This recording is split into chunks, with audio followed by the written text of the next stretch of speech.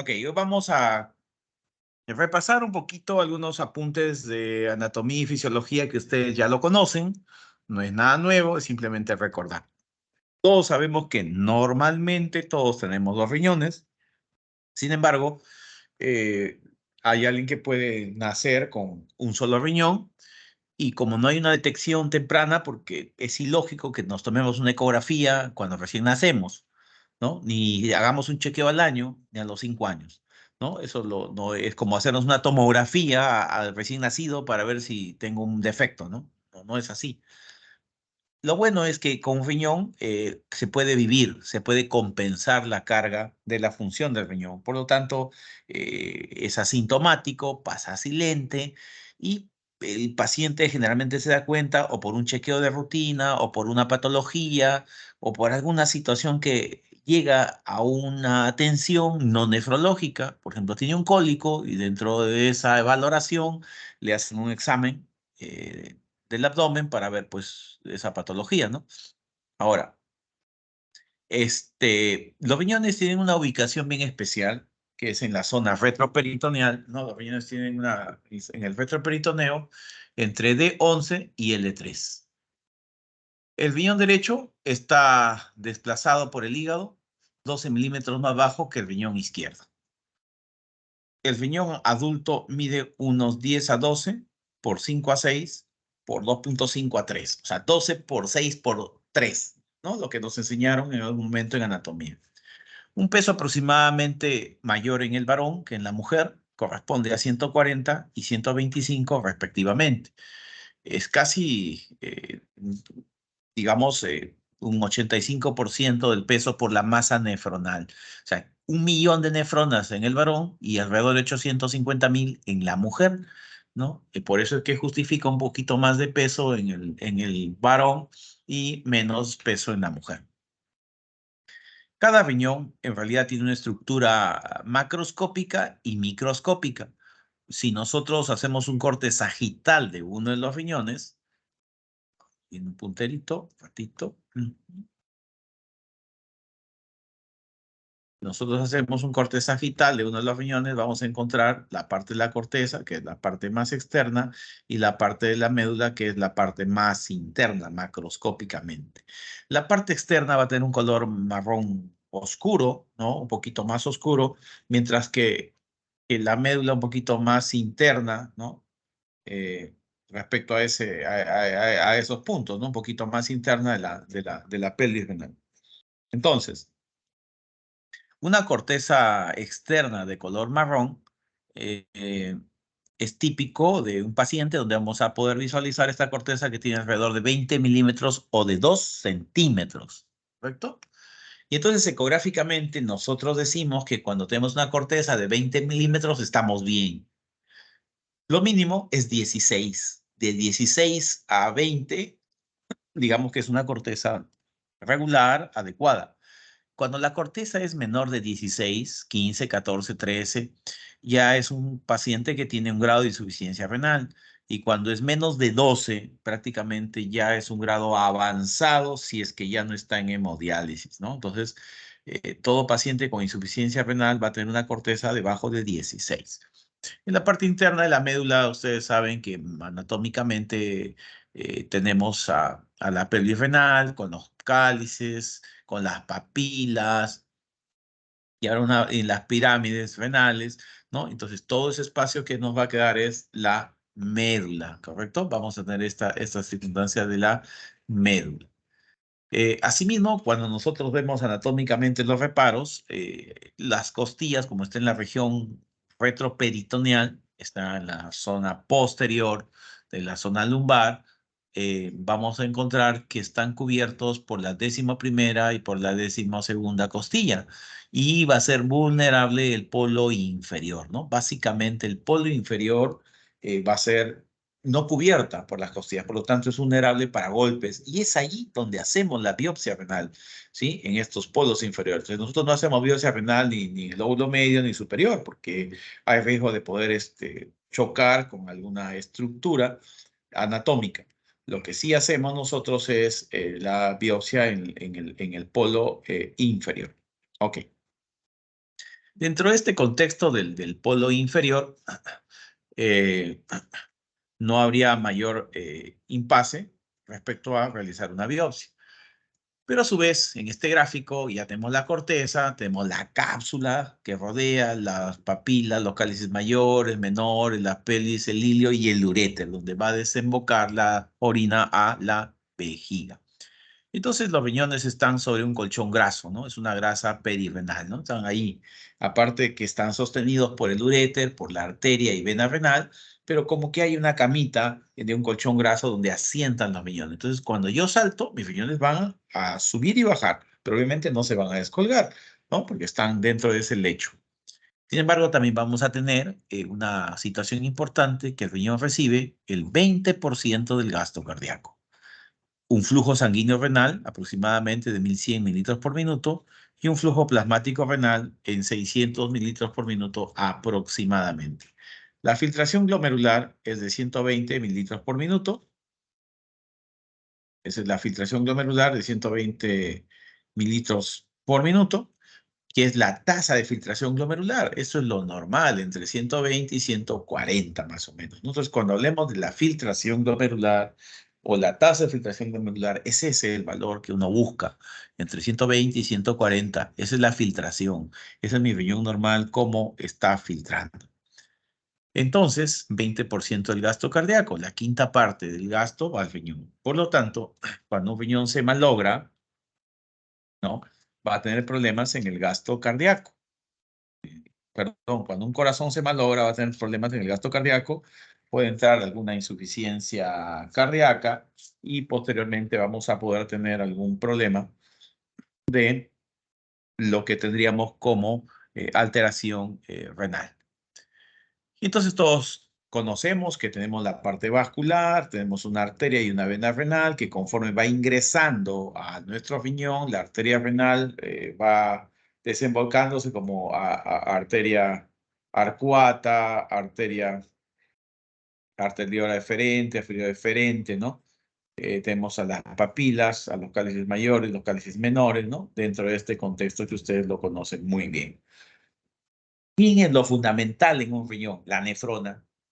La nefrona o el nefrón es la unidad funcional y anatómica del riñón. Este es un mini riñoncito, ¿sí? Aquí está todo el juego que hace un riñón. Entonces, cada nefrona tenemos dos tipos, la nefrona cortical y la nefrona justaglomerular.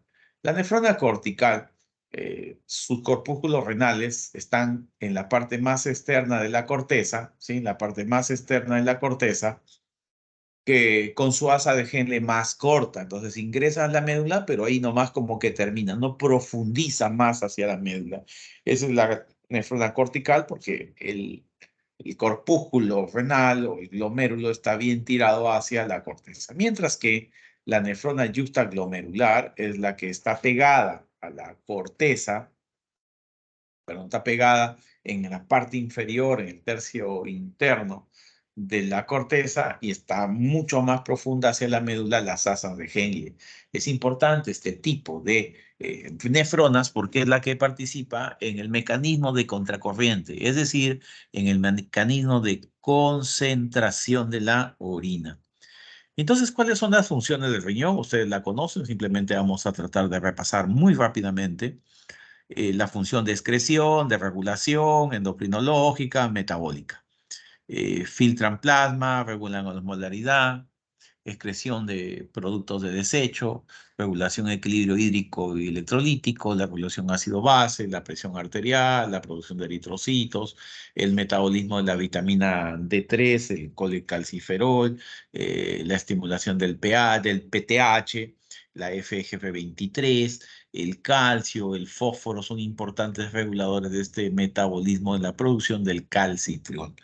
Y se dice que tiene una función adicional metabólica cuando uno ingresa o está en ayuno prolongado, donde se sintetizan la glucosa de aminoácidos y otros precursores, la gluconeogénesis, ¿no? A este mecanismo le llamamos gluconeogénesis. Esa es nuestra nefrona de manera gráfica y como vemos, las sustancias azules son las que se van a eliminar finalmente por el distal, por el túbulo con distal, ¿no? En la eliminación.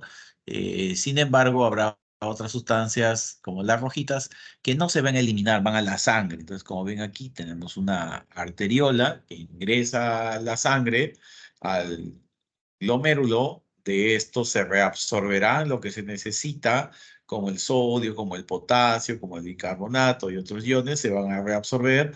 Entonces, estas sustancias que vamos a eliminar, acá sabemos que la ACE es impermeable al agua, por lo tanto, habrán solutos que se pueden desechar directamente después de la reabsorción y secreción en algunos momentos. Entonces, vamos a tener a la filtración, a la reabsorción, a la secreción y finalmente a la excreción, donde va a participar los tubulis, el glomérulo y una función endocrina para tener esta función.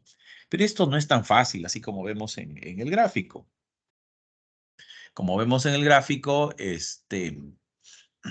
tenemos ese punto a ir considerando donde hay fuerzas.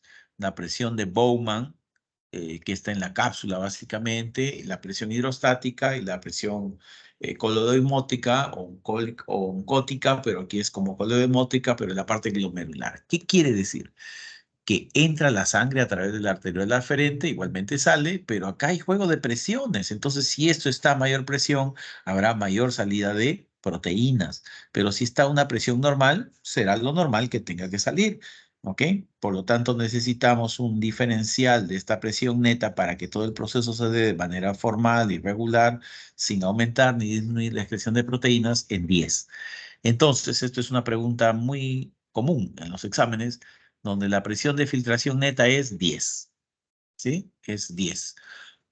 ¿Qué va a suceder en esa presión de filtración neta? Es la presión con la cual el riñón va a poder filtrar a 100, 140 mililitros por minuto. Obviamente, todo este filtrado también va a haber reabsorción en los túbulos y finalmente vamos a sacar la excreción urinaria de 1 mililitro por kilo por minuto, ¿no? Que es más o menos nuestra diuresis que uno podría tener, ¿no? 1 mililitro por minuto, ¿no? Más o menos a esa etapa uno tiene. Esto es lo mismo, básicamente es lo mismo. Y aquí hay que recordar algunas hormonas que son importantes, como la angiotensina 2, la aldosterona, la hormona antidiurética, el péptido natriurético atrial, que juegan un papel en el volumen de agua y en el recambio del sodio. Por ejemplo, la angiotensina 2, que tenemos que es el mayor vasoconstrictor, ¿sí? Actúa reabsorbiendo sodio y agua. Esa es su chamba de la angiotensina 2.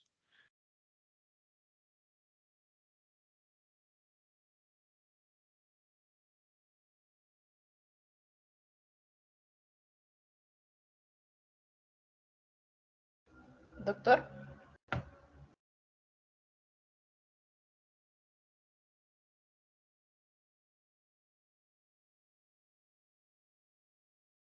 doctor,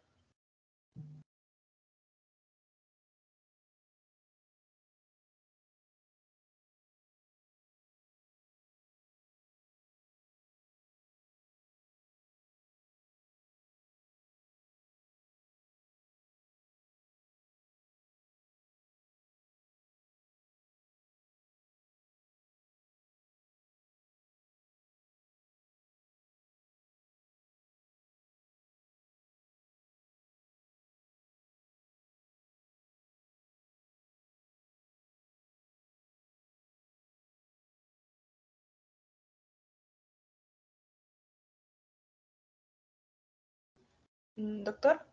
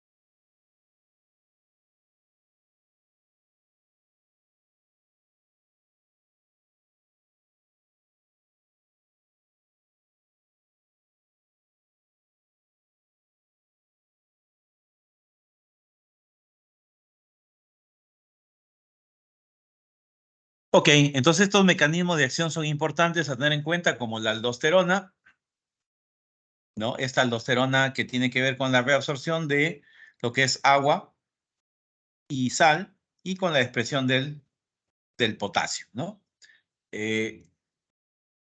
Tenemos la hormona antidiurética que tiene que ver con la reabsorción de agua, básicamente, ¿no? Y el péptido natriurético, como su nombre dice, péptido natriurético, ¿no? ¿Qué quiere decir? Que va a aumentar la natriuresis y obviamente la diuresis, ¿no? Entonces, por ahí tenemos algunas hormonas a tener en cuenta en sus acciones y funciones. Esto es básicamente lo mismo. Y aquí es donde quiero centrarme. La tasa de filtración glomerular se calcula a partir de la creatinina. Entonces, ¿y la creatinina de dónde viene? Viene de la creatina y la creatina viene del músculo. Por lo tanto, es importante tener en cuenta estos aspectos. Entonces, es una inversa. La tasa de filtración glomerular es inversa a la creatinina. O sea, mientras más creatina yo tenga, la tasa de filtración glomerular será menor. Son inversas, la curvatura inversa. Por lo tanto, cuando vea un paciente con creatina alta, sabré que su funcionamiento a través de la tasa está baja. Por lo tanto, estará en probable insuficiencia o enfermedad renal crónica. ¿Cuánto es lo normal de la creatinina? Lo normal de la creatina es hasta 1, 0.8, 1 aproximadamente, eso es lo normal. Y entonces, conforme la creatina va aumentando, la tasa, repito, va cayendo y es importante ir considerando. Ustedes son expertos en esta imagen de la derecha, donde está la mácula densa, donde hay una disminución del volumen efectivo circulante y se activa el sistema renina-angiotensina-aldosterona. ¿Correcto? Es lo que ustedes en su momento nos dieron, ¿no? Renina, angiotensina, aldosterona. Eso hace ver que tengamos una arteriola aferente, una arteriola eferente y nos activemos de acuerdo a los volúmenes, ¿sí? Entonces, ¿qué quiere decir? Que la hipotensión o la hipoperfusión, cuando uno tiene diarrea, está deshidratado, una hemorragia digestiva, un shock séptico, una insuficiencia cardíaca, etcétera, va a caer el volumen efectivo circulante, por lo tanto, se va a tratar de activar todos estos sistemas renina, angiotensina, aldosterona.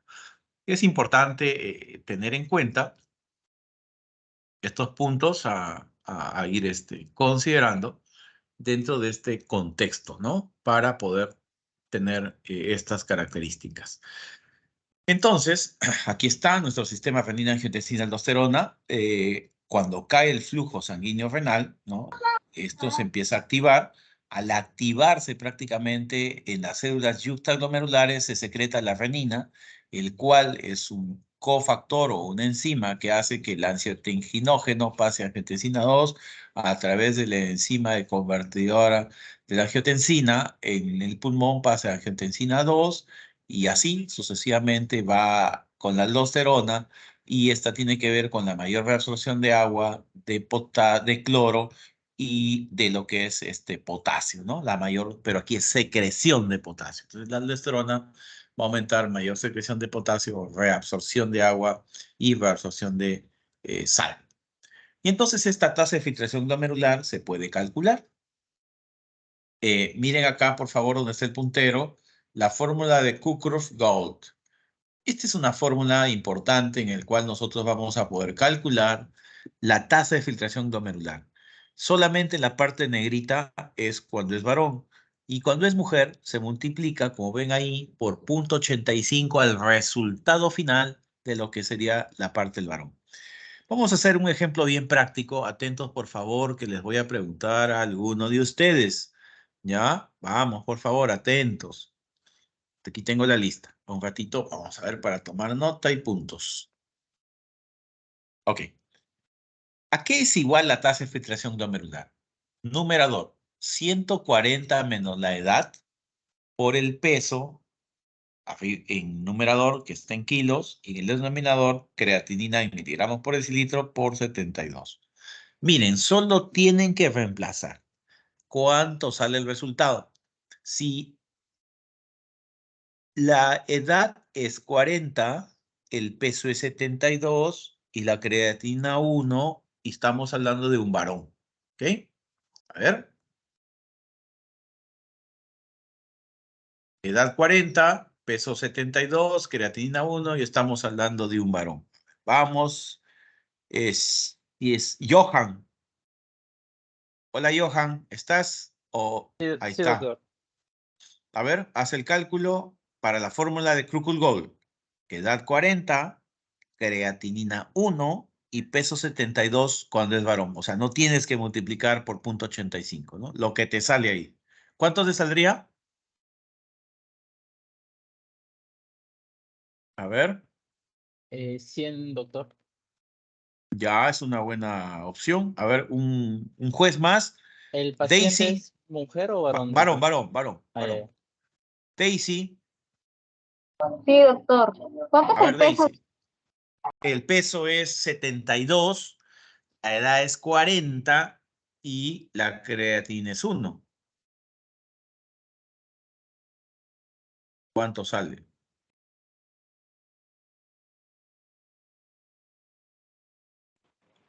¿100? Ok. La 100. última validación, a ver si es cierto o no. Julio, ¿qué nos dices? Julio Lázaro, ¿cuánto sale?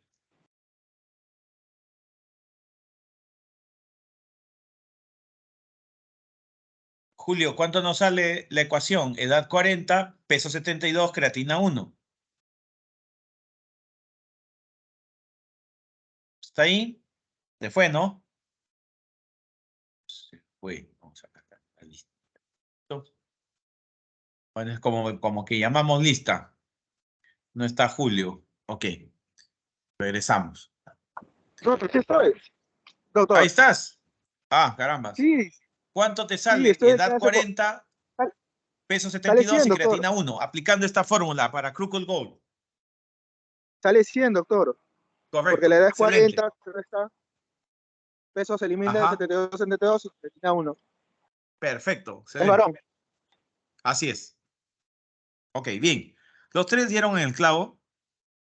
Esto es una fórmula sencilla de hacerlo de los años 70. Solo que tiene un problema. Sobreestima, o sea, da más resultado del normal, 20% más de lo que debería tener el riñón, ¿no? Pero es manejable. Y entonces, en función a eso, se crearon otras dos fórmulas, como ven aquí en la parte superior, la fórmula MDRD y la fórmula CKD-EPI, ¿no? Las dos fórmulas importantes que se tienen que ver. Como ven, estas dos fórmulas arriba no consideran la talla, ¿no? Simplemente la edad, la creatinina y básicamente el sexo, ¿no? Que son importantes. En la MDRD calcula la albúmina, pero si uno no tiene ese parámetro, no hay ningún problema. Igual la fórmula arroja un resultado, pone la urea y pone el tema de la raza, ¿no? Para lo que es la MDRD. Se tiene 2, 4, 6 variables, pero también hay de 4 variables donde ya no consideran ni la urea ni la albúmina, ¿no? Entonces, otra fórmula MDRD, pero eso ya no se puede hacer mental porque corresponde a una fórmula logarítmica y se hace a través de un aplicativo a nivel del celular. ¿Qué cosas deben saber? Primero, que existe una fórmula rápida que la que hemos visto de Kukulov, pero tiene un problema. Sobreestima en 20% la función renal. Alternativamente, hay dos fórmulas más, el MDRD y el CKD-EPI, pero que se hacen ya con una calculadora o con un aplicativo. Esas dos fórmulas no consideran la talla, ¿no? Que es importante. Ok, vamos visualizando y avanzando. Y cuando hablamos de enfermedad renal, esta tasa de filtración glomerular se divide en estadios. Esto ya lo van a ver en la clase de enfermedad renal crónica, pero vamos, que ustedes tengan un panorama. Entonces, la tasa de filtración glomerular que dijimos está en 120 a 140, eso es lo normal. De 90 más es lo normal, ¿no? Y también tenemos el grado 2, el grado 3, y quiero que conozcan este grado 5, que es el grado de falla renal en el cual ya el paciente necesita una diálisis cuando la tasa de filtración glomerular es menor de 15. ¿Sí? Cuando es menor de 15, prácticamente nos da diálisis o nos indica ese tipo de terapia. Y el prediálisis es prácticamente el estadio 4. Nada más esos detalles que el resto lo van a ver en lo que es enfermedad renal crónica en la clase. Por otro lado, así como la tasa de filtración glomerular se ve afectada, también la salida de albúmina se ve afectada porque la proteinuria tiene algún tipo importante. Entonces, esta albuminuria se ve afectada como A1, A2 o A3, ¿no? Eso es importante a tener en cuenta. Cuando hablamos de la microalbuminuria, ¿cuál es? Lo normal es menor de 30, la microalbuminuria es entre 30 y 300 y la macroalbuminuria es mayor de 300. ¿Qué cosa? Miligramos gramo, es decir, miligramos de albúmina sobre gramos de creatinina, ¿no? Sobre gramos de creatinina, sobre gramos de creatinina. Eso sí es importante tener en cuenta. Esto se coló ahí. Esto tal vez se ha colado, pero creo que es importante visualizarlo. Cuando un paciente tiene una orina rojiza, que asumo uno que es hematuria, hay una prueba que se llama la prueba de los 3 vasos, que tiene que ver con la localización anatómica presuntiva. Es decir, si alguien orina, se le pone 3 vasos en el momento que está orinando, se colecta casi al inicio, casi a la mitad y casi al final. ¿Ok? Entonces, si es que uno tiene los 3 vasos, cuando la orina sale en el primer vaso rojiza, se dice que esta hematuria podría ser de la uretra. Cuando está casi al final, podría ser de la vejiga. Y cuando la hematuria está en todo el trayecto, al inicio, a la mitad y al final, podría ser de lo que es la vía urinaria superior, probablemente la pelvis o probablemente la parte renal, que es importante a tener en cuenta. Hay un punto que también debemos conocer y tener alguna información sobre los famosos síndromes que existen en nefrología. El síndrome nefrótico, el síndrome nefrítico y el síndrome urémico. Son los 3 más frecuentes. El nefrótico, ustedes ya lo conocen. Este nefrótico tiene como requisito tener una proteinuria mayor de 3.5 gramos en 24 horas.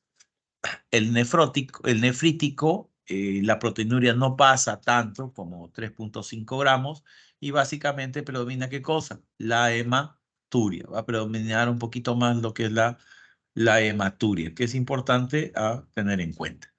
Entonces, ya definido estos síndromes, cuando encontremos un paciente, también tenemos el síndrome urémico, ¿no? Náuseas, vómitos, hiporexia, anemia y urea y creatinina elevados, pues, ¿no? Forzosamente la urea y creatinina elevados. Entonces también, como vimos, influye en el metabolismo calcio-fósforo. ¿Y qué vamos a encontrar en un paciente con insuficiencia renal? El calcio bajo y el calcitriol bajo.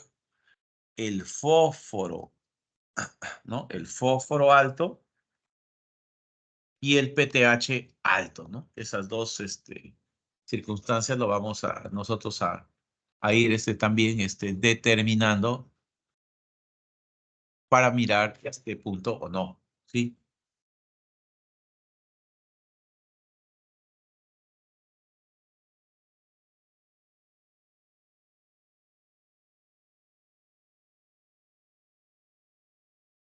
Y entonces tenemos un calcio bajo, un calcitriol bajo, fósforo alto y PTH alto, ¿no? Eso es más o menos lo que nosotros tenemos en este grupo de pacientes. Eso es importante a tener en cuenta. Por otro lado, nosotros vamos a mirar algunos puntos que tenemos que ir comparando y viendo respecto a una patología que nosotros vamos a ir considerando. Vamos a mirar un videito que son unos 8 minutos en los cuales vamos a tener que reforzar estos aspectos. Unos 3 segunditos para poder ponerlo. Ahí está. O médicos que conozcan la fisiopatología de la nefrología van a estar aptos para manejar a estos pacientes tanto en el consultorio de atención básica como en la medicina interna, como en la emergencia y la terapia intensiva. Fíjense, mi idea es ayudarles con esto, ahorrarle semanas de estudio y mostrarle que algo complejo puede ser simple y también apasionante. ¿Tá? Vamos a empezar diciendo lo siguiente. Los seres humanos obtienen la energía a partir de hidratos de carbono, grasas y también lo obtienen a partir de las proteínas. ¿Estamos? El metabolismo de los hidratos y carbono y las grasas da como producto final energía más agua más dióxido de carbono. El dióxido de carbono se elimina ¿por quién? Por los pulmones. Sería el producto de desecho del metabolismo de los hidratos de carbono y las grasas. ¿Está? De manera muy resumida, solamente para introducir a nefrología. Ahora, el metabolismo de las proteínas. Ustedes saben, las proteínas se van a transformar en aminoácidos y el producto final de estos aminoácidos va a producir energía más el producto de desecho. ¿Cuáles son estos productos de desecho? Son las llamadas toxinas urémicas. También llamadas, en algunos lugares, como donde yo trabajo, escorias nitrogenadas. Estas escorias nitrogenadas van a depender de un riñón que funcione para poder eliminarse. ¿Sí? Ahora, cuando por algún motivo el riñón no funciona o disminuye lo que nosotros llamamos tasa de filtración glomerular, estas escorias nitrogenadas comienzan a aumentarse en sangre. El paciente comienza a tener, de manera didáctica, ¿sí?, orina en la sangre, intoxica por orina dentro de la sangre, ¿sí? El aumento de las escorias nitrogenadas puede generar dos cosas. Por un lado, puede generar azotemia, también llamada azoemia sin la T en algunos lugares, o síndrome urémico. ¿Cuál es la diferencia? La azotemia es un aumento en sangre de las escorias nitrogenadas. Lo que nosotros medimos es la urea, ¿sí? Aumento en sangre de la urea y demás escorias nitrogenadas que ya les voy a hablar. Ahora, el síndrome urémico es cuando el paciente tiene clínica, cuando tiene signos y síntomas. Es un síndrome. Y como es un síndrome, puede ser causado por un montón de patologías. ¿Cuál va a ser la clínica del paciente con síndrome urémico? Provocada por el aumento de las escorias nitrogenadas: anorexia, náuseas, vómitos, adelgazamiento, inversión del sueño-vigilia, asterixis, sangrados por disfunción plaquetaria, en fin. Ahora, lo que ustedes tienen que saber es que, un concepto aquí, ¿sí?, el aumento de la urea, según los libros de fisiologías, ella va a provocar por sí sola, ¿sí?, si solo aumentase la urea en sangre, ella va a provocar clínica cuando está arriba de 300, 350 miligramos por decilitro más o menos, ¿sí? Antes de eso, la urea por sí sola no es tóxica, ¿tá? No se acuerden tanto del número aquí porque esto varía según el experimento, ¿sí?, según el libro. Acuérdense del concepto. La urea por sí sola no da clínica, a menos que esté muy elevada. Paralelamente al aumento de la urea, ¿sí?, paralelamente cuando la urea se eleva, también se elevan otras sustancias del metabolismo nitrogenados que nosotros no lo medimos en laboratorios convencionales, ¿sí?, no lo medimos en los laboratorios de los hospitales normales. Solo se las mide o se las dosa en laboratorios de experimentación, que son, por ejemplo, los complejos guanidínicos. ¿Usted está buscando cómo emigrar legalmente a los Estados Unidos? Quédese atento porque hoy les voy a compartir una manera que mucha gente no conoce de cómo usted puede vivir, trabajar o estudiar junto con su familia en los Estados Unidos de la manera más directa como profesional. Soy el abogado de inmigración Carlos Colombo y el día de hoy vamos a charlar de una oportunidad que mucha gente en Latinoamérica no conoce. Se llama la EB-2 por interés nacional. Es una vía para profesionales poder vivir y trabajar en los Estados Unidos de manera legal junto con su familia. Vamos a charlar de los requisitos. ¿Cuáles son los requisitos de la EB-2 por interés nacional? Bueno, primero que todo, usted tiene que tener un título universitario de 4 años o más de universidad y 5 años o más de experiencia profesional en su carrera. Con ese requisito, usted ya cumple con la primera parte de la EB-2 por interés nacional. La segunda parte es comprobar interés nacional y eso es donde nosotros como profesionales los vamos a ayudar a comprobar. Mucha gente me dice, Carlos, la EB2 es para gente que ganó el premio Nobel, para gente con habilidades extraordinarias. No. Todo tipo de profesional puede calificar mientras cumpla con esos requisitos. Título universitario, 5 años o más de experiencia profesional. ¿Cuáles son las ventajas grandes de la EB2? Bueno, la EB2 usted no necesita tener una empresa que lo pida, una empresa que lo patrocine. Eso es muy difícil de conseguir hoy por hoy en los Estados Unidos. Segundo, esta aplicación va a ser para residencia permanente directa para usted, su cónyuge y sus hijos menores de 21 años. Entonces, toda la familia va a poder emigrar junta a los Estados Unidos. Y finalmente, no requiere que usted haga una inversión en los Estados Unidos. Es usted con sus logros profesionales que puede calificar. Aquí abajo puede ver un enlace donde le podemos compartir más información sobre la EB2, pero también ustedes nos pueden enviar su perfil profesional para que hagamos un análisis completamente gratuito para ver si usted califica para esta gran oportunidad de emigrar legalmente a los Estados Unidos. Soy el abogado de inmigración Carlos Colombo y como siempre es un placer poder brindar a nuestra comunidad este tipo de oportunidades y esperamos poder ayudarlos.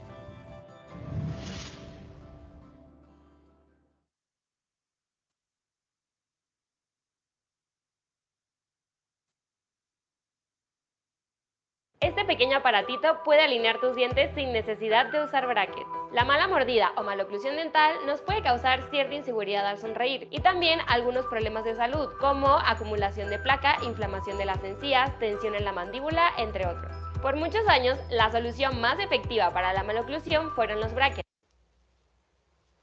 Guanidínicos, derivado del metabolismo de la arginina, por ejemplo, o las aminas aromáticas derivadas del triptófano, o los indoles, los fenoles. Me quedé sin espacio, por eso no se los escribo aquí, ¿sí? Pero son estas las sustancias que van a provocar la clínica del paciente. Y lo van a provocar precozmente el aumento de la urea. Ahora, ¿qué es lo que nosotros dosamos en sangre? Urea, también creatinina, que son marcadores, digamos, de disfunción renal cuando ellas se aumentan en sangre. Vamos a ver más adelante que es un poco más complejo que esto. Hay otras situaciones que no son la falla renal que pueden aumentar la urea y la creatinina. Y vamos a ver también que en algunos casos el paciente puede tener una injuria renal y la urea y la creatinina no se alteran tanto como nosotros esperaríamos o demoran para alterarse. Existen otros marcadores también que vamos a hablar, ¿sí? Les prometo que vamos a, digamos, desarmar a la nefrología en esta serie de videos. Vamos ahora a responder la primera pregunta que te van a hacer en un final de fisiología, semio, clínica o nefrología, que es ¿cuáles son las funciones del riñón? Y fíjate que te voy a contar unas novedades muy interesantes. Existen muchas formas de dividir la función renal. Nosotros podemos dividirla de manera didáctica y un poco más práctica, digamos, en función excretora y secretora. La función excretora tiene que ver con la formación de orina, ¿sí? Elimina sustancias del desecho del metabolismo, ¿sí? Elimina toxinas, tanto toxinas urémicas como otro tipo de toxinas, por ejemplo, algunos metabolismos de los fármacos que nosotros ingerimos, que si se acumulan podrían causar daño orgánico, ¿sí? Elimina toxinas, esto tiene que ver con la formación de la orina, ¿tá? Por otro lado, mantiene el pH en un rango fisiológico, ¿sí? Entre 7,35 y 7,45. Esto puede variar según la bibliografía o el libro que utilices. Recuerda no acordarte de los números, sino el concepto. ¿Estamos? Por otro lado, mantiene la osmolaridad en su rango fisiológico, más o menos 280 a 295 miliosmoles por kilo. Ya vamos a ver cómo el riñón hace cada una de estas cosas y cuando se enferma, qué es lo que se produce. También, obviamente, ajusta la excreción de agua y electrolitos. ¿Qué electrolitos? Sodio, potasio, magnesio, fósforo, calcio, ¿tá? Son los principales. Esto tiene que ver con el ajuste de la volemia también del paciente según la ingesta de agua y solutos, ¿tá? Esto vamos a ver mucho mejor explicado osmolaridad y ajuste de los electrolitos en los videos específicos. Fíjense, ya hay video de calcio, por ejemplo, en el canal. ¿Tá? Ahora, la función secretora es muy interesante también. Nosotros sabemos que el riñón sintetiza y libera proteínas. Algunas de esas proteínas viajan en sangre y actúan a distancia, tienen acción hormonal, ¿sí? Otras el riñón las produce y actúan de manera autócrina y parácrina. ¿Estamos? Y acá tenemos algo que siempre se pregunta, que es la síntesis de eritropoyetina. La eritropoyetina va a producir el estímulo para la maduración, la síntesis y maduración de glóbulos rojos, principalmente. ¿Estamos? Ustedes saben que los pacientes en diálisis, la mayoría de ellos reciben eritropoyetina para mantenerse sin anemia. Los pacientes con enfermedad renal crónica tienen tendencia a la anemia normocítica, normocrómica en el inicio y después por pérdida de sangre y hierro, se hace ferropénica. El riñón también es el sitio de activación de la vitamina D. Ustedes saben que la 25-hidroxi vitamina D en el riñón se transforma en 1,25-dihidroxi vitamina D, la famosa calcitriol. ¿Tá? Esto tiene mucho que ver con la regulación del metabolismo mineral óseo, ¿sí? Metabolismo mineral óseo, MMO. ¿Estamos?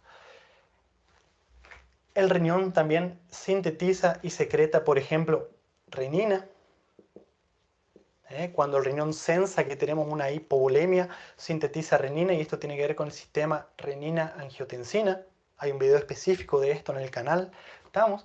Y acá les pongo con otro color algo que es muy interesante y que, por favor, díselo si estás en un examen final, va a resultar muy interesante al profesor, que es la síntesis y liberación de la proteína cloto. ¿Ya escucharon hablar de esta proteína que tiene acción tanto parácrina como hormonal? La proteína cloto, no me va a alcanzar acá, esto necesitaría una clase de 2 horas solamente para hablar de ella, es muy interesante, ¿sí? Pero la proteína cloto es una proteína sintetizada en el túbulo proximal y en el distal, se libera en sangre y actúa a nivel sistémico. Tiene efectos antioxidantes. Venid a mí, todos los que están.